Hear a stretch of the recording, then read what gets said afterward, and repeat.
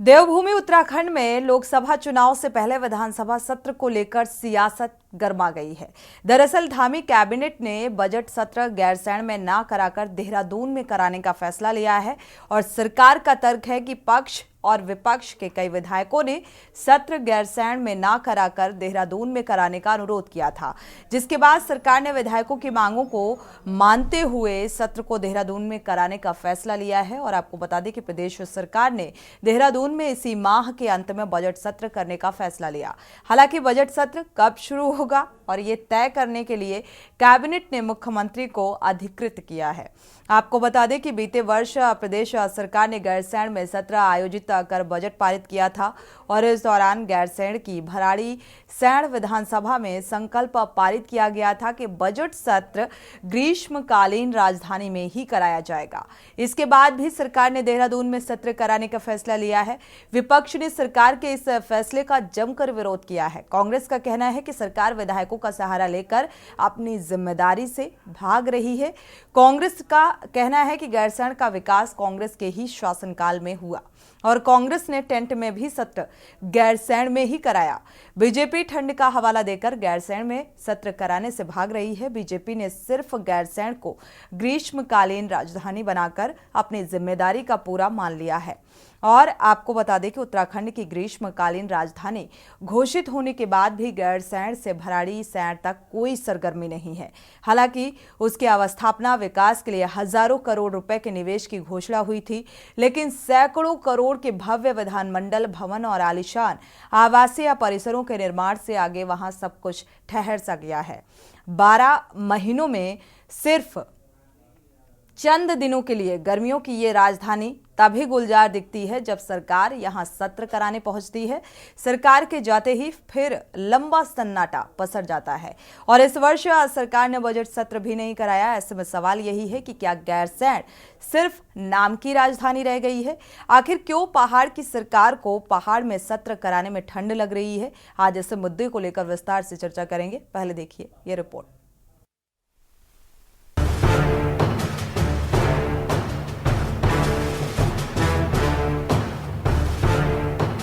उत्तराखंड की धामी सरकार राज्य का मौजूदा बजट सत्र देहरादून में कराने जा रही है। मुख्यमंत्री पुष्कर सिंह धामी की अध्यक्षता में हुई कैबिनेट बैठक में ये निर्णय लिया गया है।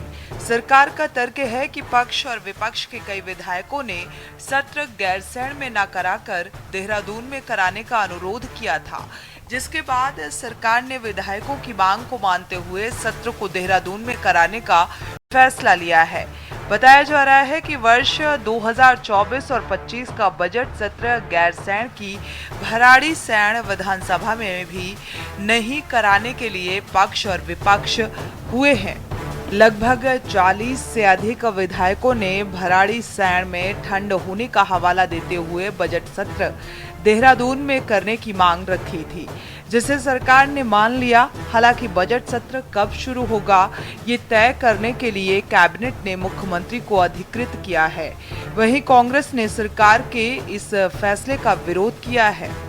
सत्र हमारा यहीं देहरादून में होगा और उसमें अधिकांश जो हमारे सभी पक्ष विपक्ष सभी दलों के विधायकों ने भी माननीय विधानसभा अध्यक्ष जी को भी और मुझे भी लिखित रूप में भी दिया था और मिलकर भी उन्होंने कहा था, क्योंकि अभी वहाँ पर कुछ लोग बीमार भी हैं और सभी लोगों के लिए एकाएक थोड़ा सा व्यवस्थाओं की कभी कमी हो जाती है। इसके कारण से सब लोगों ने अनुरोध किया था। इस पर जो है ये निर्णय हुआ है कि सत्र यहीं पर होगा। देखिए, सरकार बहानेबाजी कर रही है। मेरा ये मानना है ये सरकार का निर्णय होना चाहिए, विधानसभा के अध्यक्ष का निर्णय होना चाहिए। गैरसैंण पर्वतीय राज्य की राजधानी बनी है, इसको इन्होंने ग्रीष्मकालीन राजधानी घोषित किया। वो केवल चुनावी शगुफा था ऐसा लगता है। अब पिछले बार चारधाम यात्रा का बहाना बनाकर और इस बार विधायकों का बहाना बनाकर सरकार वहां सत्र करने से बच रही है। जिस प्रकार से गैरसैंण जो एक हमारी भावनाओं का जो प्रश्न है, अस्थायी राजधानी देहरादून से हम लोग लगातार यहाँ पे विधानसभा सत्र आहूत करते चले आ रहे हैं पिछले 23 सालों से, और जब गैरसैंण में सत्र कायदे में जो ग्रीष्मकालीन राजधानी जो घोषित हुई है, हम उसको पूरी स्थायी राजधानी की मांग कर रहे हैं। और मुझे बड़ा इस बात की पीड़ा हुई कि विधानसभा अध्यक्ष ने या शासन से या सरकार से कहां से इस बात की वो आई कि विधानसभा सत्र गैरसैंण में न होके वो देहरादून में ही आयोजित होगा, जबकि हमने सब जगह ये चीज़ चर्चा पर्चा चल चुकी थी कि अब जो बजट सत्र होगा वो गैरसैंण में होगा। तो कहीं ना कहीं राज्यानुकारी मंच के नाते, या मैं कहूँ कि एक राज्यानुकारी होने के नाते, जो गैरसैंण में जो सत्र होना चाहिए था वो एंड टाइम पे क्यों काट दिया गया, ये समझ में नहीं आ रहा है। आपको बता दें कि बीते वर्ष प्रदेश सरकार ने गैरसैंण में सत्र आयोजित कर राज्य का बजट पारित किया था और इस दौरान गैरसैंण की भराड़ीसैंण विधानसभा में संकल्प पारित किया गया था कि बजट सत्र ग्रीष्मकालीन राजधानी में ही कराया जाएगा और इसके बाद भी सरकार ने देहरादून में सत्र कराने का फैसला लिया है। वहीं विपक्ष ने सरकार के इस फैसले का जमकर विरोध किया है। कांग्रेस का कहना है कि गैरसैंण का विकास कांग्रेस के ही शासनकाल में हुआ। कांग्रेस ने टेंट तंबू में भी सत्र गैरसैंण में कराया और बीजेपी ठंड का हवाला देकर गैरसैंण में सत्र कराने से भाग रही है। वहीं सत्ता पक्ष का कहना है कि देहरादून में सत्र कराने का फैसला सामूहिक है। गैरसैंण में सत्र होने से 50 करोड़ से अधिक का बजट खर्च होता है और इस बजट को भी सरकार ने बचाया है। देखिए, बहुत ही दुर्भाग्यपूर्ण है कि गैरसैंण को अस्थायी राजधानी घोषित करने के बाद भी वहां पर विधानसभा के सत्र सरकार नहीं चला रही है। ये जन भावनाओं का भी अपमान है, राज्य आंदोलन में शहीद हुए शहीदों का भी अपमान है, राज्य के आंदोलनकारियों और जनता का भी सीधे सीधे अपमान है। आखिर सरकार चाहती क्या है? पर्वतीय राज्य की राजधानी गैरसैंण में अगर सत्र आयोजित नहीं होंगे तो फिर वहां पर आप जो है अस्थायी राजधानी घोषित करके क्या लक्ष्य हासिल करना चाहते हैं? वहां पर कांग्रेस की सरकार ने टेंट में जो है कैबिनेट के सत्र आयोजित किए, विधानसभा सत्र जो है आयोजित करने का काम किया, दिव्य भव्य विधानसभा का भवन और इंफ्रास्ट्रक्चर खड़ा करने का काम किया। किंतु अभी जब विधानसभा चल रही थी उसके दरमियान सभी, चाहे वो विपक्ष को चाहे पक्ष के लोगों ने ये फैसला लिया है कि अभी अगर मान लिया जाए कि सत्र अगर फरवरी में होता है तो उस समय ठंड का मौसम है, तो इसलिए सत्र वहाँ न करवा करके इस समय यहाँ करवा लिया जाए और बाद में ग्रीष्मकालीन सत्र फिर हम दोबारा वहाँ पर करेंगे गैरसैंण में। जहाँ तक सवाल है गैरसैंण में करने का, और सरकार का पैसा भी अत्यधिक खर्च होता है, 50 करोड़ के लगभग वहाँ पर खर्चा आता है कुल मिलाकर के। इस पैसे की भी बचत हो रही है और ये सामूहिक फैसला है, ये सर्वसम्मति से हुआ है, जिसमें पक्ष भी है तो विपक्ष भी हो। और ऐसी कहीं पे मंशा नहीं है कि भारतीय जनता पार्टी की सरकार ने उसको ग्रीष्मकालीन राजधानी घोषित की और इसलिए गैरसैंण के लेकर के किसी भी प्रकार की कोई शंका नहीं है। देखिए, सबसे पहले तो बड़ी शर्म की बात है कि सरकार जो है सत्र गैरसैंण में नहीं करना चाह रही है। गैरसैंण को राजधानी घोषित किया गया था उत्तराखंड का। अब ये वहाँ जाने में घबराते हैं, डरते हैं कि वहाँ ठंड है। तो ठंड है, ये तो पहाड़ी, पूरा क्षेत्र ही पहाड़ी है, लोग पहाड़ी हैं, तो यहाँ ठंड की क्या बात करें। और इस साल तो वैसे भी ठंड नहीं पड़ी है, तो ये वहाँ जाना नहीं चाहते। इनकी मंशा नहीं है कि गैरसैंण को राजधानी बनाई जाए। ये लोगों को गुमराह कर रहे हैं सिर्फ बोल बोल के कि राजधानी बनाएंगे, राजधानी बनाएंगे।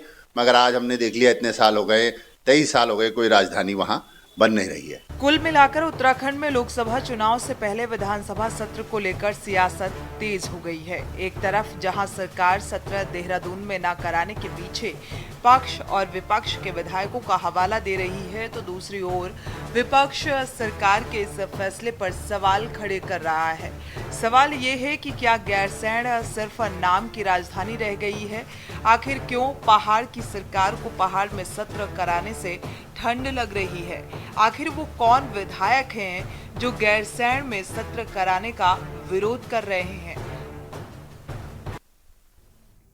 तो गैरसैंण में सत्र को लेकर अब विपक्ष के सवाल और संग्राम की तस्वीर सामने आ रही है। इसको लेकर विस्तार से चर्चा करेंगे। हमारे साथ खास मेहमान जुड़े हुए हैं, आपका परिचय करा देते हैं। नवीन पिरशाली हैं, बीजेपी प्रवक्ता, आपका बहुत बहुत स्वागत है इस चर्चा में शामिल होने के लिए। राजेंद्र चौधरी जी हैं, महामंत्री हैं, कांग्रेस प्रवक्ता, आपका भी बहुत बहुत स्वागत है। विपिन खन्ना, आप प्रवक्ता, आपका भी बहुत बहुत स्वागत है इस चर्चा में शामिल होने के लिए। अनिल थपलियाल जी हैं यूकेडी से, आपका भी बहुत बहुत स्वागत है इस चर्चा में शामिल होने के लिए।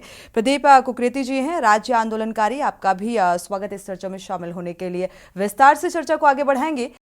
इसी को लेकर विस्तार से चर्चा करते हैं। खास मेहमान हमारे साथ जुड़ चुके हैं। शुरुआत आज बीजेपी प्रवक्ता से करेंगे। नवीन पिरशाली जी जुड़े हुए हैं। नवीन जी, भाई कांग्रेस का आरोप भी है और कांग्रेस का ये मानना है कि हम टेंट में भी सत्र की शुरुआत करते थे, क्योंकि गैरसैंण जो है तभी गुलजार नजर आती है, क्योंकि जब सत्र की शुरुआत होती है तो यहाँ पर देखा जाए तो सजावट और चहल पहल नजर आती है, इसके बाद फिर से सन्नाटा पसर जाता है। लेकिन ठंड का हवाला देकर जो पक्ष है वो यहाँ पर सत्र नहीं कराना चाहता। क्या वजह और कौन से वो विधायक हैं जिन्होंने अनुरोध किया कि गैरसैंण पर नहीं होना चाहिए? There were these rumors, health जी rumors. जी, अनम्यूट करिएगा 9 years back almost. जी। वैशाली जी, जी, अब मेरी आवाज आ रही है आपको? जी सुन पा रहे, कंटिन्यू। जी, मैं ये कहने की कोशिश कर रहा हूं कि भारतीय जनता पार्टी की सरकार जनता की सरकार है, जन भावनाओं को समझती है। और जहां तक गैरसैंण की बात है तो गैरसैंण ग्रीष्मकालीन राजधानी है, ये भारतीय जनता पार्टी की सरकार ने ही तय किया था और ग्रीष्मकालीन सत्र को वहां पर चलाने के लिए सरकार प्रतिबद्ध है। सरकार 1-2 दिन का कोई खाना पूर्ति ना करके वहां पर एक भव्य सत्र का आयोजन करना चाहती है, क्योंकि 1-2 दिन का सत्र बहुत छोटा सत्र होता है, उससे खर्चा ज्यादा बल्कि नुकसान ज्यादा, लाभ कम होता है। और आप देखते हैं कि जैसे कि माननीय मुख्यमंत्री जी ने भी कहा कि वहां पर सत्र चलाया जाएगा और ग्रीष्मकालीन राजधानी है, ग्रीष्मकालीन जब समय आएगा तो भारतीय जनता पार्टी की सरकार वहां पर सत्र चलाएगी और लंबा सत्र चलाएगी इस बार गैरसैंण में, और 1-2 दिन का सत्र ना चलाकर। तो ये हमें समझना पड़ेगा कि इस अगर हमने ग्रीष्मकालीन राजधानी बनाई है तो हम उसको पूरी तरह से उसका पालन करेंगे, सरकार पूरी तरह से पालन करेंगे। और माननीय मुख्यमंत्री जी ने भी कहा है कि ग्रीष्मकालीन सत्र वहां पर भव्य होगा। जी चलिए, राजेंद्र चौधरी जी का रुख कर लेते हैं, कांग्रेस प्रवक्ता महामंत्री हमारे साथ जुड़े हुए हैं। राजेंद्र जी, भाई भारतीय जनता पार्टी का ये मानना है सत्र की शुरुआत तो नहीं हो रही है, लेकिन ये लंबा सत्र चलेगा, और इसके पीछे की क्या कुछ वजह, क्योंकि कई गंभीर आरोप जो हैं वो विपक्ष के निकलकर सामने आ रहे हैं। सबसे पहली बात तो ये है कि गैरसैंण जो है वो भाजपा का कभी भी एजेंडा नहीं था। ये यूकेडी का एजेंडा था, कांग्रेस का था, बीजेपी का एजेंडा नहीं था, नंबर 1। नंबर 2, इस समय जो हमारा पर्वतीय क्षेत्र है वहां पे बहुत ज्यादा नाराजगी है अंकिता भंडारी प्रकरण को लेके, जोशी मठ को लेके, और वहां से निरंतर बढ़ रहे पलायन को लेके। अभी माननीय मुख्यमंत्री जी जो हैं, हमारे युवा होनहार मुख्यमंत्री धामी जी, वो लाए हैं यूसीसी। अभी ये महीना 20 दिन 2 महीना जो है यूसीसी का माहौल बनाए। अभी जब यूसीसी का माहौल बनेगा उसके बाद ये गैरसैंण की तरफ रुख करें।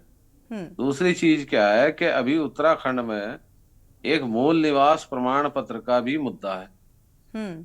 अगर ये वहां जाते हैं गैरसैंण में तो सत्र होगा, और सत्र में मूल निवास प्रमाण पत्र का जो मुद्दा है उस पर जो है इनके पास अभी कोई ना नीति है ना इनकी कोई नीयत साफ है। इसलिए जो है ये गैरसैंण नहीं जाएंगे। ये तो सिर्फ एक विधायकों पर मंड रहे के साहब, पक्ष विपक्ष के विधायकों ने कहा, ये कहा, वो कहा, और इसलिए देहरादून में ही करेंगे। इसलिए ये सरकार फिलहाल जो है ये देहरादून से बाहर जाने की स्थिति में नहीं है। लोकसभा का चुनाव सिर पे है। आपके हिसाब से मूल निवास के मुद्दे की वजह से या यूसीसी को लेकर ये गैरसैंण में सत्र की शुरुआत नहीं होगी? जी अभी नहीं होगी। ये अभी वजह नहीं होगी। ये तो जब तक यूसीसी का पूरा ढिंडोरा ढंग से पीट नहीं देंगे और मूल निवास पे इतना ढिंडोरा पीट देंगे कि मूल निवास पे इनकी चुप्पी जो है वो चल जाएगी, उसके बाद जाएंगे। क्यों नवीन जी, ऐसा ही कुछ है? नवीन जी की आवाज बंद है, अनम्यूट कर लीजिएगा। नवीन जी से जवाब ले लेते हैं, इसके बाद आगे बढ़ते हैं। जी विपिन खन्ना जी का मैं ये कहना चाह रहा था कि कांग्रेस जो कहानी गढ़ने की कोशिश कर रही है इसकी मनगढ़ंत कहानी है कांग्रेस की। बात ऐसी नहीं है। भारतीय जनता पार्टी की सरकार ने इस प्रदेश में विकास किया है, इस प्रदेश के मुद्दों को सुलझाया है और जनता भारतीय जनता पार्टी की सरकार से खुश है। अगर यूसीसी आया है तो उत्तराखंड की जनता खुश है। अब आप कहें कि हमने वहां पर टेंट में चलाया, हमने ये किया, और हमारे एजेंडे में क्यों नहीं था गैरसैंण? अगर हमारे एजेंडे में नहीं होता तो हमने क्यों ग्रीष्मकालीन राजधानी बनाई उसको, और आने वाले समय में क्या पता पूर्णकालिक राजधानी भी हो। तो इस तरह से बातें करके कोई फायदा नहीं है। जनता जानती है इस प्रदेश की कि अगर इस प्रदेश का हित कोई चाहता है तो भारतीय जनता पार्टी चाहती है और भारतीय जनता पार्टी की सरकार चाह रही है। इसलिए हम हर मुद्दे को सुलझा रहे हैं। कांग्रेस इस वक्त मृत विपक्ष की भूमिका में है। तब तो फिर कोई ऐतराज नहीं होना चाहिए ना नवीन जी? शुरुआत गैरसैंण से करनी चाहिए, जब बाहर ही उसी समय जब सत्र की शुरुआत होती है उसी वक्त वहां का जो नज़ारा है वो देखने लायक होता है, क्योंकि वो तैयारियां उस तरीके से नजर आती हैं। इसके बाद सन्नाटा पसरा रहता है, तो शुरुआत क्यों नहीं?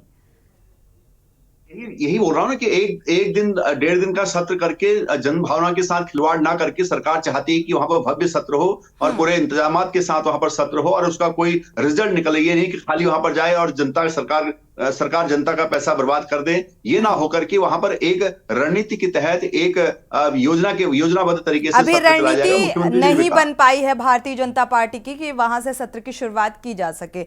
ठीक है, बढ़ते आगे। आप प्रवक्ता का रुख कर लेते हैं। विपिन खन्ना जी हमारे साथ जुड़े हुए हैं। विपिन खन्ना जी, क्या देख पा रहे हैं? जैसे कि राजेंद्र चौधरी ने कहा कि भाई कांग्रेस का एजेंडा रहा जो ग्रीष्मकालीन राजधानी रही इस गैरसैंण सत्र की शुरुआत को लेकर टेंट में भी शुरू किया। यूकेडी जो क्षेत्रीय पार्टी है उसका भी जिक्र किया कि उसका एजेंडा रहा। भारतीय जनता पार्टी का कहना है कि भाई उसके एजेंडे में शामिल रहा तभी पहल होती हुई नजर आ रही है। देखिए, हमारा ये मानना है कि भारतीय जनता पार्टी की सरकार ने गैरसैंण के नाम पर केवल और केवल उत्तराखंड की जनता को ठगने का काम किया है, उत्तराखंड की जनता को गुमराह करने का काम किया है। ये हम इसलिए कह सकते हैं और इसको दावे के साथ इसलिए कह सकते हैं कि अभी उत्तराखंड की गैरसैंण को अस्थायी राजधानी बनाने के बाद आप रायपुर में जगह तलाश रहे हैं। इसका क्या मतलब होता है?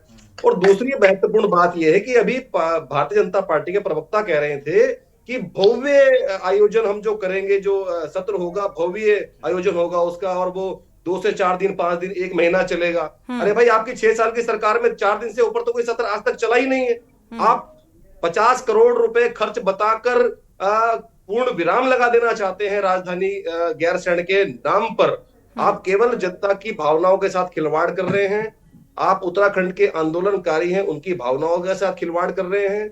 उत्तराखंड की जनता के साथ आप केवल खिलवाड़ करने का काम कर रहे हैं, क्योंकि भारतीय जनता पार्टी की अगर सरकार चाहे तो क्यों नहीं सत्र हो सकता। और महत्वपूर्ण बात यह है कि आप कह रहे हैं विधायकों का अनुरोध था कि वहां पर सत्र नहीं होना चाहिए। तो भाई, आपने कितने विधायकों की आज तक बात मानी है जो आप इस पर बात मानने को तैयार हैं? क्योंकि आप जनता की बातों का जवाब नहीं देना चाहते, जनता के सवालों से भागना चाहते हैं। सही बात है कि अगर आप गैरसैंण में जाएंगे तो वहां पर भू कानून की मांग होगी, वहां पर मूल निवास की मांग होगी, वहां अंकिता भंडारी हत्याकांड की बात होगी, वहां जोशीमठ की बात होगी, वहां बिजली पानी स्वास्थ्य सुविधाओं की बात होगी, सड़क की बात होगी, अस्पताल की बात होगी। लेकिन आपके पास उस बात का कोई भी जवाब नहीं है। आपके पास रह दे के केवल एक ही जवाब है कि हमने उत्तराखंड में यूसीसी लागू कर दिया, जिसकी किसी ने कभी मांग नहीं करी थी। जो मांग है उन सवालों से बचने का मात्र और मात्र उत्तराखंड की सरकार का ये प्रयास। चलिए, ये तमाम महत्वपूर्ण सवाल जो विपक्ष लगातार इन सवालों को उठा रहा है और वजह भी यही निकलकर सामने आ रही है कि गैरसैंण में सत्र ना कराए जाने के पीछे जो सत्ता पक्ष हवाला दे रहा है कि ठंड की वजह से सत्र नहीं कराया जा रहा है। विधायकों की राय शुमारी हुई है। उसके बाद अनिल थपलियाल जी की प्रतिक्रिया भी ले लेते हैं इस मामले को लेकर। अनिल जी, क्या वजह? क्योंकि एक तरफ बजट को लेकर भी सवाल उठाए जा रहे हैं, क्योंकि सत्र की शुरुआत में करोड़ों का बजट लगता है, उसे बचाने की कोशिश कर रहा है सत्ता पक्ष, या फिर उन सवालों के जवाब नहीं है सत्ता पक्ष के पास? देखिए, ऐसा है कि सबसे बड़ी विडंबना ये है कि जो इनके विधायक हैं वो उसका वो अनुरोध कर रहे हैं अपने ही सरकार से और विरोध भी कर रहे हैं कि वहां नहीं होना चाहिए। अनुरोध और विरोध दोनों चीजें हैं। भाई, राज्य का आंदोलन किस लिए यूकेडी ने या अन्य राज्य आंदोलनकारियों ने जो शहीद हुए और जिनके सपने अभी भी अधूरे हैं, उन्होंने किस लिए किया था? ये तो सरासर पहाड़ का अपमान है कि पहाड़ के हित में, यानी पहाड़ की भाषा बोली और पहाड़ का अपमान है ये। और आपने इतना बड़ा राजभवन काहे के लिए बनाया वहां पे? करोड़ों का वो तब नहीं था जब वहां पे इतना पैसा लगा है। तो वो किस लिए बनाया? चिड़ियों का घोंसले के लिए या स्टे होम बनाया उसको क्या? कि जो अनुरोध और विरोध। अनिल थपलियाल जी, आपने कहा अनुरोध और विरोध करते हुए विधायक नजर आ रहे हैं, क्या कुछ विधायकों के नाम आप बता सकते हैं क्या? मैं विधायकों के नाम क्यों बताऊं? ये खुद ही कह रहे हैं हमारे विधायकों ने मना किया, तो कितने विधायक हैं ये बताए ना नहीं, हमको। उसमें विपक्ष के हमें भी तो नहीं विधायक मालूम इनके शामिल कितने हैं। विधायक हैं। भाई हमें उत्तराखंड मालूम है के ये क्यों सीएम करना चाह रहे हैं, का क्यों जो नहीं करना चाह रहे वक्तव्य हैं वहाँ पे। सामने आया या जो सुना चर्चा की शुरुआत में, उन्होंने कहा कि पक्ष और विपक्ष के विधायकों का जो अनुरोध सामने आया उसके आधार पर यह डिसीजन लिया गया कि अब देहरादून में यह सत्र कराया जाएगा। तो नवीन जी से भी पूछेंगे कि भाई वो कौन से पक्ष के विधायक हैं और कौन से विपक्ष के विधायक हैं जिन्होंने अनुरोध किया। वालों ने तो मुझे लगता नहीं कहा होगा, क्योंकि हमारे विधायक अगर वहां संसद में क्या नाम विधान भवन में होते तो हम बताते कि भाई हाँ वास्तविक में किसने कहा किसने नहीं कहा। पक्ष ने कहा होगा, कारण उसका बहुत बड़ा है। वहां पे 3 जो मूल ज्वलनशील मुद्दे हैं उत्तराखंड के, जो आज नहीं राज्य बनने से पहले, राज्य बनने के बाद भी उत्तराखंड क्रांति दल के रहे हैं।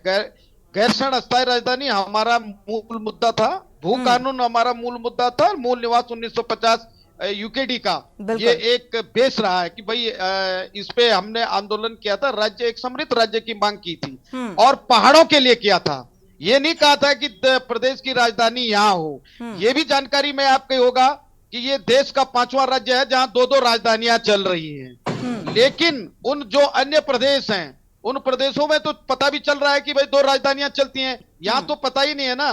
केवल ग्रीष्मकालीन घोषित कर दी है और उसके बाद 1-2 सत्र जो अहम सत्र थे वो नहीं हो रहे हैं वहां पे, और जो चर्चाएं होनी चाहिए वो वहां होनी चाहिए। पहाड़ के मुद्दे, पहाड़ के पानी की, पहाड़ी की हुकूमत की, पहाड़ के अन्य चीजों की, सारी जो भी चीजें पहाड़ से संबंधित हैं वो विधान भवन क्या नाम है गैरसैंण में होनी चाहिए थी। हमारी तो यही मांग है और हम यही कहेंगे कि वर्तमान सरकार से कि ये इसका बिल्कुल भी कतई हम समर्थन नहीं करते हैं।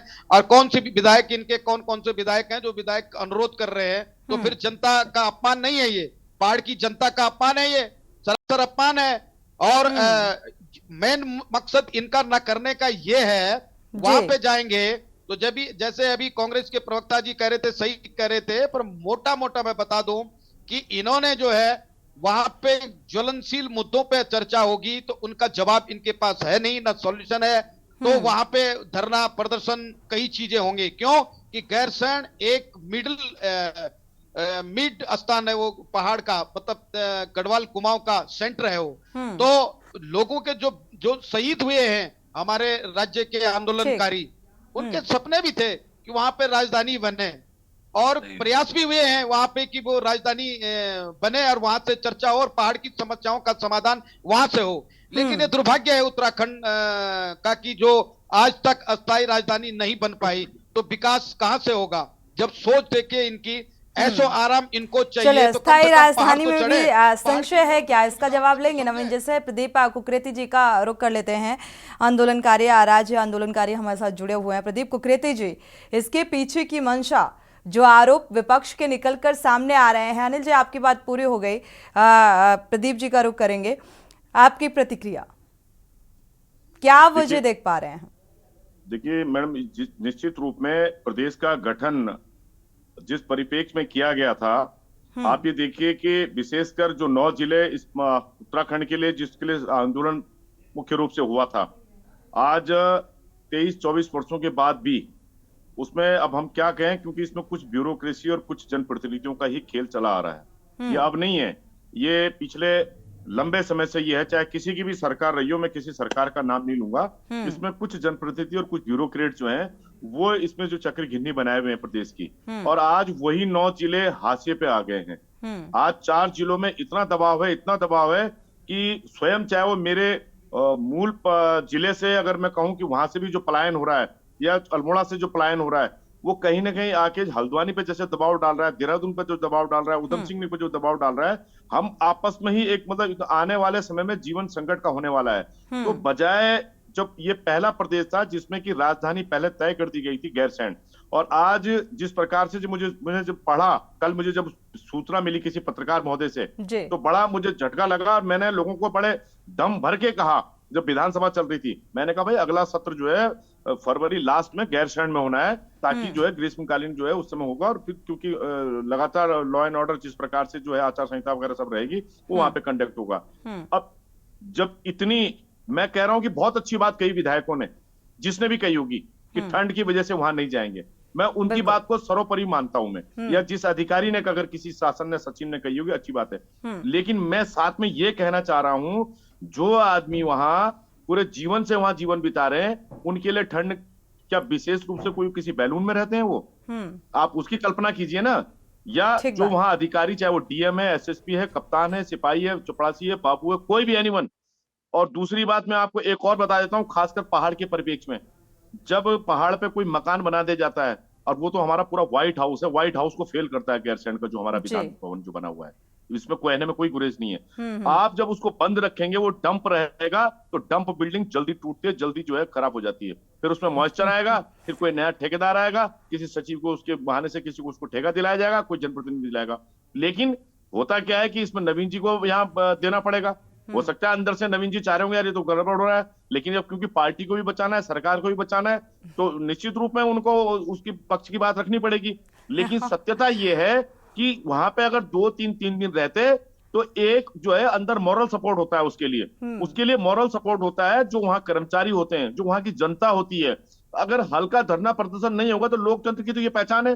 हिंदुस्तान, अगर भारत माता जो आज जो है, भारतवर्ष जो है, इसीलिए सुर उठा के, चाहे किसी की भी सरकारें रही हो, माथा इसीलिए ऊंचा रहा है कि हमारे यहाँ लोकतंत्र है, हमारे यहाँ आतंकवाद था, ये सब चीजें थी। उसके बावजूद भारत माता के अंदर जो है बड़ी एक समन्वयता बनी हुई रहती है, जो हमारे यहाँ जो एक समन्वयता दिखाई देती है। तो चलिए, इशारों में आपने पक्ष और विपक्ष दोनों के लिए ही इन चीजों का जिक्र किया है, क्योंकि वाकई अगर ब्यूरोक्रेसी का जिक्र करें तो ये कहीं ना कहीं इफेक्ट करती हैं। जी, कैसे वो हो रहा है, मेरे समझ से परे है ये। ठीक है, राजन जी कुछ कहना चाह रहे हैं आप? जी, इसके बाद नवीन जी का रुख करेंगे। कहना यह है, मैं भाजपा के अपने साथी को कहना चाहूंगा आपके माध्यम से, अगर भाजपा की नीयत साफ है तो जो सत्र ये देहरादून में बुला रहे हैं, उसके लिए जो एजेंडा बना रहे हैं, उसमें एक व्हाइट पेपर जारी करें कि हम मूल निवास को शामिल करेंगे, भू कानून का प्रस्ताव पास करेंगे, अंकिता भंडारी पे जो है जो जांच गलत सलत होगी उसे ठीक करें। चलिए, ये तो काफी समय से ये मांग की जा रही है विपक्ष की तरफ से, कांग्रेस की तरफ से काफी समय से ये मांग की जा रही है। श्वेतपत्र जी, नवीन जी, इन सवालों के जवाब नहीं है। आते हैं राजन जी, आपका रुख करेंगे।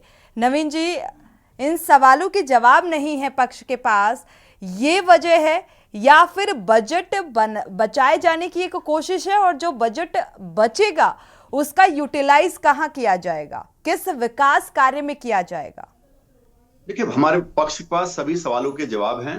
राजेंद्र जी बहुत वरिष्ठ नेता हैं कांग्रेस के, अनुभव उनको है घुमाने का और अपनी बातों से घुमाने का प्रयास कर रहे हैं। लेकिन भारतीय जनता पार्टी और भारतीय जनता पार्टी के प्रवक्ता होने के नाते मैं किसी घुमाव में ना आकर मैं सीधे तौर पर कहना चाहूंगा, जो अभी सत्र है वो बजट सत्र है, उसमें बजट की बात होगी। उन्होंने जो मुद्दे उठाए वो अगले सत्र में होंगे, ग्रीष्मकालीन सत्र गैरसैंण में चलेगा और सारे सवालों पर जवाब होंगे और सारे सवालों के जवाब उनको मिलेंगे। यही डर कांग्रेस को है कि भारतीय जनता पार्टी जिस प्रकार से सभी सवालों का समाधान कर रही है और उसमें उनके लिए उस कहीं पर भी जगह नहीं बन पा रही। आज कांग्रेस की यही तो परेशानी है कि कांग्रेस को कहीं से रास्ता नहीं मिल रहा। नहीं नवीन जी, ये तो कहा गया था ना, ये तो पहले ही संकल्पित था कि गैरसैण में ये सत्र की शुरुआत होगी, फिर अचानक से ये कह देना कि विधायकों का ये मानना है या विधायकों का ये अनुरोध है कि वो चाहते हैं कि देहरादून में सत्र कराया जाए, अचानक से बदलाव की वजह सवाल खड़े कर रहा है। उनका नहीं सुना जा रहा है जी, आप कुछ बोल रहे थे एंकर महोदय। अरे आपके मतलब की बात सुनना चाह रहे हैं, आप तो जनता के मतलब की सुनना ही नहीं चाह रहे। अरे आप तो विपक्ष के प्रवक्ता हैं, आप जनता छोड़ना है, जनता तो वो बोल रहे हैं ना, जो एंकर महोदय हैं वो जनता की बात कर रहे थे, आप बीच में काट रहे हैं। आप लोग आम जनता को भी गुमराह करने का काम करते हैं, और यहाँ पर सवाल मेरा सीधा था। नवीन जी आपसे था, राजन जी आपका रुख करेंगे तो आप बोलिएगा, आपका रुख करेंगे तो आप अपनी बात को पूरा कर लीजिएगा। 2 सेकंड जी, राजन जी आपका रुख करते हैं, आप अपनी बात को पूरा कर लीजिएगा। नवीन जी से हमारा सवाल था, नवीन जी क्या इन सवालों के जवाब नहीं, क्योंकि ये पहले संकल्पित था कि भाई गैरसैण में ये सत्र की शुरुआत होगी, लेकिन अचानक से ये बदलाव और ये कह देना कि ठंड का हवाला देना। अभी आंदोलनकारी जो राज्य आंदोलनकारी प्रदीप कुकरेती जी ने कहा कि भाई वहां पर और भी लोग हैं, क्या उनको ठंड नहीं लगती? उन्होंने बहुत सारी महत्वपूर्ण बातें कही हैं, आपने बारीकी से सुना होगा। बिल्कुल, जी, आप बहुत अच्छा कह रहे हैं। देखो, राज्य आंदोलनकारी है, राज्य के लिए संघर्ष किया है, उनका सम्मान है, और उन्हें बात सही कही कि जो लोग पहाड़ों में रहते हैं, हम भी पहाड़ से आते हैं, तो वहां रहने वाले लोगों के लिए तो हमेशा मौसम वैसी है, तो फिर यहां से लोग क्यों नहीं जा सकते? सवाल इस पर है। मैं ये कहना चाह रहा हूं कि एक दिन 1.5 दिन के सत्र को चलाने के लिए इतनी बड़ी राशि को खर्च करना मेरे समझ में अभी उतना उचित नहीं है, राज्य की जिस हिसाब से स्थिति है। और हमारी सरकार ये कह रही है कि हम खाना पूर्ति ना करके वहां पर एक भव्य सत्र चलाएंगे। तो विपक्ष के जो आरोप है बजट बचाए जाने को लेकर, तो ये सच है वहां चलाया जाएगा, तो इसमें ये बजट अगर बचाया जाएगा, क्योंकि 50 करोड़ समथिंग खर्च होता है अगर इस सत्र की शुरुआत होगी, बजट सत्र की गैरसैंण में, और अगर उस बजट को बचाने की कोशिश है पक्ष की, तो उस बजट का यूटिलाइज कहां पर किया जाएगा, किन विकास कार्यों में किया जाएगा? देखिए, अभी तो उत्तराखंड में चहुमुखी विकास कार्य हो रहे हैं। महिला सशक्तिकरण का कार्य अलग हो रहा है, उनको सशक्तिकरण करने के लिए हो रहा है। इंडस्ट्रियलाइजेशन का यहाँ पर चल रहा है, उसके लिए हमें इंफ्रास्ट्रक्चर बनाना है। हमारी सड़कें चाहिए, गांव में सब सड़कों की डिमांड हो रही है, बहुत सारी सड़कें बना देगी, अभी जो बनी है उनको और बनाना है। सरकार ने पूरा लक्ष्य तय करना है, सबको सड़क देना है, सबको घर घर पानी देना है, तो सारी तो मुहैया करानी है। क्या मिला जनता को? आज तक कुछ भी नहीं मिला। हमारी सरकार उस सबको देने की कोशिश कर रही है जिसके लिए हमने उत्तराखंड मांगा था, और उस संकल्प को पूरा करने के लिए और राज्य आंदोलनकारियों के सपने का उत्तराखंड बनाने के लिए स्थायी राजधानी को लेकर संशय है, तभी ये स्थितियां बनती हुई नजर आ रही हैं। बाहर कितनी मेहनत उनकी चल रही है, और चाहे यहाँ पर ग्लोबल इन्वेस्टर समिट कराने से लेकर यूसीसी लागू करने तक हो, या महिला सशक्तिकरण के लिए पहल हो, हर चीज में हमारी सरकार आगे आ रही है, और मैं समझता हूँ कि सरकार बहुत काम कर रही है। इसको प्रदेश की जनता समझ पा रही है। इन सभी चहुमुखी विकास के लिए इसी बजट का इस्तेमाल किया जाएगा। जी बिल्कुल, बजट बचता है तो उसका विकास के कार्यों के लिए ही किया जाएगा। कांग्रेस की सरकार तो है नहीं कि कहीं पर उड़ा लिया जाए। राजेंद्र जी, नहीं, मैं तो धन्यवाद दूंगा नवीन भाई का कि इन्होंने अभी कहा कि आज तक उत्तराखंड में विकास नहीं हुआ। नंबर 1। नंबर 2, ये जो पैसे बचेंगे ये पैसे दिल्ली जाएंगे या क्या नाम यहाँ के कार्यालय बनेंगे, अभी 2, 4, 5, 10 और ये मैं यही तो बोल दूंगा, आपकी जो पार्टी थी बजट को वापस घुमाने की, वो यहाँ पर नहीं होता, यहाँ विकास कार्य में लगाया। मैं यही तो बोला, आपने मेरी बात को सत्य कर दिया, आपने मेरी बात को मोहर लगा दी। देखिए क्या होता है कि कांग्रेस का यही हाल है, कांग्रेस कहीं पर कोई बात उठती है उसको मोहर लगा देती है। दुष्यंत कुमार जी ने एक बयान दिया था, एक छोटी सी बात में बयान दिया था, उसको खड़गे जी ने मोहर लगा दी, राहुल गांधी जी ने मोहर लगा दी। आज मैंने एक छोटी सी बात कही कि कांग्रेस का ये रहा है कार्यकाल में कि पैसे को घुमा देना, वो उन पर राजेंद्र चौधरी जी ने मोहर लगा दी है। मेरी बात में मोहर लगा दिया आपने। आपकी सरकार में होता था पैसा इधर उधर जाना, हमारी सरकार में 1 रुपये का भी गड़बड़ी नहीं होती है। 1 रुपये की गड़बड़ी, 1 रुपये का भ्रष्टाचार भारतीय जनता पार्टी की सरकार में नहीं हो सकता। ठीक है नवीन जी, आपने कहा जो बजट में पैसे खर्च हुए, ठीक है। राजेंद्र जी अपनी बात को पूरा कर लीजिए। नवीन जी इसके बाद आपका रुख करेंगे, आप अपनी बात को रखिएगा। जी राजेंद्र जी, आपने सारा पैसा खाया है, आपने जो गड्ढे बनाए थे उनको हमारी सरकारों ने भरा है। आज इस प्रदेश में विकास हो रहा है।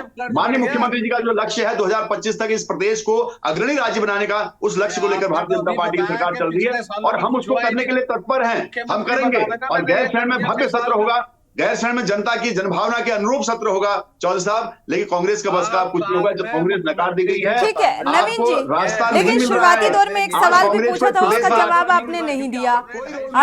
अभी आप कांग्रेस के कार्यकाल में वो खाई इतनी गहरी हो गई कि आपको वो पाटते पाटते इतना वक्त बीत गया। आप बजट सत्र में जो बजट लगने वाला है 50 करोड़ समथिंग, उसका यूटिलाइज आप इस तरीके से करेंगे। स्मार्ट सिटी परियोजना के तहत भी सवाल विपक्ष उठा रहा है, ये तमाम चीजें निकलकर सामने आ रही हैं। हमारे साथ राजेंद्र जी, आपकी बात पूरी हो गई। राजेंद्र जी कुछ बोल रही है, उनको नहीं सुन पा रहे हैं। एंकर महोदय भी वही कह रही जो हम कह रहे हैं। राजेंद्र जी, हम किसी भी पार्टी का प्रतिनिधित्व न करने के लिए नहीं बैठे हैं, ना ये बकवास सुनने के लिए। नवीन जी जब आपका रुख करेंगे तब आप बोलिएगा, राजेंद्र जी जब आपका रुख करेंगे तब आप बोलिएगा। ऐसे कुछ भी समझ में नहीं आ रहा है। जी आप प्रवक्ता भी बैठे हुए हैं, विपिन खन्ना जी क्या रुख कर लेते हैं। विपिन खन्ना जी, क्योंकि कई सवाल, जैसा कि अभी नवीन जी ने कहा कि भाई ये जो बजट बचेगा, क्योंकि 1 से 1.5 दिन में क्या सत्र की शुरुआत होगी, कौन से अहम मुद्दों पर चर्चा होगी, इसलिए ये डिसीजन, तमाम तरीके की बातें निकलकर सामने आ रही हैं। अब बजट करोड़ों का खर्च, उसमें जो उसी बजट में अगर ये बजट बचाया जाता है, क्योंकि विपक्ष आरोप लगा रहा है, तो उसमें विकास कार्य कराए जाएंगे, इस बात से कितना इत्तेफाक रखते हैं? देखिए, अगर भारतीय जनता पार्टी एक बात करे तो उस पर विश्वास करने लायक बात हो सकती है, अगर एक पक्ष की भारतीय जनता पार्टी बात करे, क्योंकि अलग अलग बातें ये लोग कह रहे हैं। कभी ये कहते हैं विधायकों ने अनुरोध किया है कि हम हमें ठंड लग रही है तो हम गैरसैंण नहीं जाना चाहते। दूसरी ओर ये कहते हैं कि हम गैरसैंण में सत्र इसलिए नहीं करवाना चाहते क्योंकि 50 करोड़ रुपए की बचत होगी। क्या नवीन जी ये बताएं, 50 करोड़ रुपए की वहां बचत कर लेंगे, यहाँ पर क्या फ्री में हो जाएगा सत्र? दूसरी बात, आप 50 करोड़ रुपए बचाने की बात करते हैं और साथ साथ आपने ये भी एक्सेप्ट कर लिया आज चैनल के माध्यम से कि राज्य की माली हालत खराब है, राज्य कर्ज में डूब चुका है, ये भी आपने मान लिया। दूसरी चीज, अभी आपने कितने राज्य मंत्रियों की नियुक्ति करी उत्तराखंड शासन में? क्या उनको आपने जो सुविधाएं दी उसमें आपका खर्चा नहीं हुआ? तब तो आपने बचाने का प्रयास नहीं किया। केवल गैरसैंण के नाम पर आप 50 करोड़ रुपए का ढिंडोरा पीट रहे हैं कि वो बच जाएगा तो माली हालत सुधर जाएगी, तो वो विकास कार्यों में लग जाएगा। जो आप राज्य मंत्रियों को सुविधाएं दे रहे हैं, उनको नौकर चाकर दे रहे हैं, उनको गाड़ियां दे रहे हैं, ड्राइवर दे रहे हैं, बंगला दे रहे हैं, उनके ऊपर 2-2 लाख रुपए महीने का खर्च कर रहे हैं, क्या वहां पर सरकार का पैसा खर्च नहीं हो रहा? क्या वहां जनता की गाड़ी कमाई खर्च नहीं हो रही? एक बात रखिए, या तो आप कहिए हम सत्र कराना नहीं चाहते हैं, या बात करिए कि भाई विधायक वहां जाना नहीं चाहते हैं। दो पक्ष की बात मत करिए। कभी आप कहते हैं पैसा बचेगा, कभी कहते हैं विधायकों ने मना कर दिया है। सच्चाई ये है कि भारतीय जनता पार्टी जनता और विपक्ष के सवालों से बचना चाहती है और गैरसैंण नहीं जाना चाहती। ये उत्तराखंड की जनभावनाओं के साथ केवल और केवल खिलवाड़ कर रही है भारतीय जनता पार्टी, क्योंकि भारतीय जनता पार्टी की सरकार अगर चाहे तो सत्र वहां पर करने से इनको कोई नहीं रोक सकता, चाहे वो स्वयं मुख्यमंत्री ही क्यों ना हो, वो भी नहीं रोक सकते। क्योंकि विधानसभा अध्यक्ष अगर कहें कि हमें गैरसैंण में सत्र करवाना है तो गैरसैंण में ही सत्र होगा। कोई ठंड नहीं हो रही है, फरवरी मिड हो चुका है, पूरी गर्मी हो चुकी है और कोई ठंड नहीं। और अगर ठंड इतनी लग रही है तो मैं समझता हूं विधायकों को अपनी विधायकी छोड़ देनी चाहिए, इस्तीफा दे देना चाहिए और अपने घर में बैठे और हीटर में जो है आनंद लें और जनता को जरा बख्शने का काम करें विधायक। नवीन जी, इस बात का जवाब दीजिए, आगे बढ़ें। जी, मैं बिल्कुल, खन्ना जी ने अच्छा भाषण यहाँ पर दिया। मैं ये कहने की कोशिश कर रहा हूँ कि वो 2-3 बातों को लेकर एक अलग अलग पक्ष निकाल रहे। मैंने ये कह रहा हूँ कि माननीय मुख्यमंत्री जी का बयान आपके चैनल पर चला, उन्होंने कहा कि पक्ष और विपक्ष के विधायकों ने कुछ बातें कही, उसके अनुसार भी डिसीजन लिया गया है। और जब इस सत्र में खर्च आता है, आप देखिए कि यहाँ अगर देहरादून में सत्र होगा तो यहाँ पर सुविधाएं पहले से बनी है, वहां ट्रांसपोर्टेशन और पूरा उसका बहुत सारा खर्च आता है, तो उसको बचाने की भी कोशिश इसमें हो रही। तो दोनों बातें कितना डिफरेंस आएगा, कितना डिफरेंस आएगा जो करोड़ों की लागत? देखिए, मैं कोई सरकार का खजांची नहीं हूं, लेकिन जो 50 करोड़ का एक मोटा मोटा बजट बताया गया है, 50 करोड़ का मोटा मोटा बजट बताया गया है, वो खर्च है। आपके विधायक, आपके मंत्री देहरादून की सुविधाएं छोड़ना नहीं चाहते क्योंकि उत्तराखंड की जनता, खन्ना जी, सब सुविधाएं छूट जाएंगी, हमारी सरकार छुड़वा देगी। सरकार ने छुड़वाए हैं। आप भारतीय जनता पार्टी की सरकार पर प्रश्न, ये आम आदमी पार्टी की सरकार नहीं है दिल्ली की, ये आम आदमी पार्टी की सरकार नहीं है दिल्ली में कि अपने भवनों को बहुत अच्छा कर ले और सारी सुविधाएं ले ले, पहले बोले कुछ नहीं है, बाद में सब कुछ ले ले। हमारी सरकार मिनिमम गवर्नमेंट मैक्सिमम परफॉर्मेंस पर चलती है। हमारी सरकार मिनिमम गवर्नमेंट। नवीन जी, आपसे मेरा सवाल है, भाई गैरसैंण में आपने कहा कि वहां पर बजट थोड़ा ज्यादा लग जाएगा, यहाँ पर अगर देहरादून में ये सत्र होता है तो कितना डिफरेंस आएगा, ये आपसे जानना चाहते हैं। इसलिए प्रदेश की जनता भारतीय जनता पार्टी को चाह रही है, विपक्ष कुछ भी कह ले, विपक्ष का कहने का कोई मायने नहीं है। विपक्ष ने अपना पूरा जो है जनता के सामने रखा है, विपक्ष को पूरी तरह से नकार दिया गया है। इस प्रदेश में भारतीय जनता पार्टी की उपयोगिता, भारतीय जनता पार्टी की सरकार की उपयोगिता को जनता जानती है और जनता ने ही चुना है। हम जनता के प्रति जवाबदेही है, जनता की सरकार है, जनता के प्रति पूरी जवाबदेही है। सवाल उठा रहा है तो सवालों के जवाब तो देने ही होंगे, ये जिम्मेदारी तो है पक्ष की, और विपक्ष की मजबूती भी ये है। वो बात अलग है कि रणनीति ठोस नहीं होती या उस रणनीति पर काम नहीं कर पाता विपक्ष। विपक्ष में रणनीति, आप मेरे से पूछ रहे हैं सवाल? नवीन जी, मैंने आपसे पूछा कि भाई कितना डिफरेंस, कितना बजट में फर्क आएगा गैरसैंण और देहरादून में, अगर सत्र होता है गैरसैंण की बजाय तो कितना डिफरेंस आएगा? बिल्कुल आप सही कह रहे हैं। जो देखिए, मैं डायरेक्ट कोई फाइनेंस सेक्रेटरी तो नहीं हूं सरकार का, लेकिन जो अभी यहाँ पर बयान में आया कि लगभग 50 करोड़ का एक मोटा मोटा खर्च बताया गया है। अगर 50 करोड़ का खर्च आता है तो मैं समझता हूं कि ग्रीष्मकालीन सत्र के लिए काम आएगा। इस सत्र को लंबा खींचा जा सकता है। अभी बजट सत्र है, बजट का काम कहीं भी देहरादून में हो सकता है। मैं चाहता हूं कि वहां पर गैरसैंण में सत्र हो और एक बड़ा सत्र हो जिससे कुछ रिजल्ट निकल पाए, प्रदेश की जनता को लगे कि हमारी सरकार ने यहाँ पर सत्र किया है और सरकार ने वह जनता की बातों को रखा है। जैसे अभी राजेंद्र जी भी कह रहे थे, थपलियाल जी कह रहे हैं, विपिन खन्ना जी कह रहे हैं, सभी का अलायंस जो विपक्ष का है वो कह रहा है कि जनता की बातें होनी चाहिए और हम कहते हैं कि जनता की बात होनी चाहिए और भारतीय जनता पार्टी जनता की बात करती है और जनता की बातों का सवाल जो है उस विधानसभा के सत्र में आएगा और आप देखना कि और निश्चित तौर पर उत्तराखंड के जो मुद्दे हैं उन सभी मुद्दों पर चर्चा वहां पर की जाएगी और सभी मुद्दों का समाधान निकालने के लिए हमारी सरकार प्रतिबद्ध है। मूल निवास पर चर्चा होगी, भू कानून के मुद्दे पर चर्चा होगी, अंकिता भंडारी हत्याकांड को लेकर चर्चा होगी, पलायन को लेकर चर्चा होगी। ये भी महत्वपूर्ण मुद्दे रहे हैं, हालांकि विपक्ष ने उठाया है इन मुद्दों को। मैं बिल्कुल आपको आश्वासन देता हूं कि उत्तराखंड के हर एक मुद्दे पर, सभी जन मुद्दों पर चर्चा होगी और हमारी सरकार चर्चा करेगी और चर्चा का जवाब दिया जाएगा और उस पर कार्य किया जाएगा। सरकार कार्य कर रही है और कर रही है। सरकार की जो न्यूनतम सरकार मैक्सिमम परफॉर्मेंस की जो सिद्धांत हमारी सरकार का है उसका आप रिजल्ट देखना कि 2025 तक हमारा विकास निश्चित तौर पर अगर कंपेयर करेंगे तो पिछली सरकारों से बहुत आगे होगा और मैं उम्मीद करता हूं कि माननीय मुख्यमंत्री धामी जी के नेतृत्व में उत्तराखंड अग्रणी राज्य बनेगा। अगर जिक्र करें तो उसको लेकर आप ही की पार्टी के विधायक सवाल उठा देते हैं या रंग रोगन का काम शुरू किया जाता है तो उसको अंदर खाने की स्थितियां कैसी हैं वो बयां कर देते हैं। तो इस तरीके की स्थितियां ना हो, क्योंकि सवाल ये जायज हैं। यूकेडी प्रवक्ता का रुख कर लेते हैं, अनिल थपलियाल जी जुड़े हुए हैं। अनिल जी,